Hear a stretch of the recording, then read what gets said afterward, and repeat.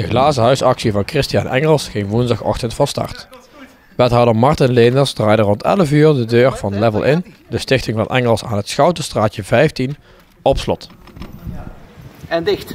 En dan zit ik daar minimaal 72 uur in en maximaal 7 dagen en 12 uur. En dan ligt er eigenlijk aan hoeveel donaties er binnenkomen. Elke euro aan donatie komt er 5 minuten bij. Ja, dus het kan een behoorlijke tijd zijn dat je tussen aanhalingstekens opgesloten zit. Ja, wat ga je in al die tijd doen?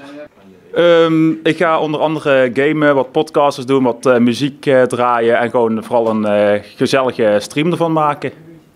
En hoe ben je op dit idee gekomen? Ik heb wel eens vaker rond nieuwjaar leuke livestreams gedaan.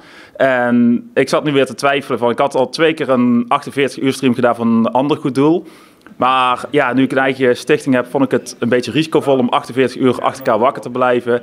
En toen dacht ik van, nou dan ga ik het verantwoordelijker doen. En dan doen we het maar iets uitrekken. En ja, zo is het eigenlijk een beetje het balletje gaan rollen. Het begon heel klein en nu is het wat groter geworden dan zelf gedacht. Dus, Ja, je start de actie voor 3 goede doelen. Hè. Je haalt het al even aan. Je eigen stichting Level In. Allereerst, wat doe je precies met je stichting? Met Stichting Level In bieden we een plek voor jong en oud. Voor jongeren die kunnen hier zichzelf gaan ontplooien. Ze krijgen hier eigenlijk de kans om dingen te leren. Op dit moment is er nog heel veel met ICT, videobewerking, photoshopping, dat soort dingen.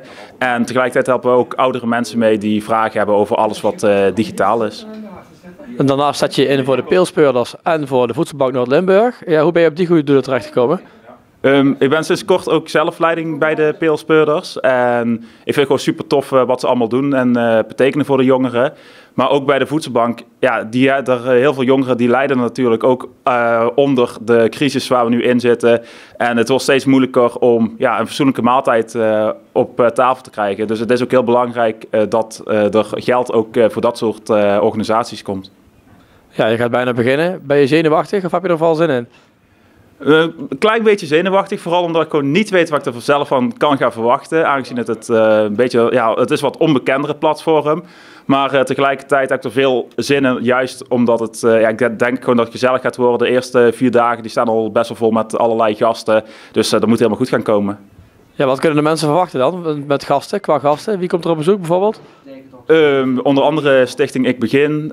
Er komt een jongerenwerker een keer praten. De wethouder komt een keer. Iemand van de bibliotheek. En heel wat leden van scouting. Verschillende groepen die 1 keer langskomen. Waar is het te volgen? Het is te volgen op levelin.nl/glazenhuis. Daar staan alle linkjes op. En op Twitch TV is het ook te kijken. En dan onder de naam Gold Eagle 312. Wanneer is het voor jou geslaagd? Wanneer het voor mij geslaagd is, als ik minimaal €1000 ophaal.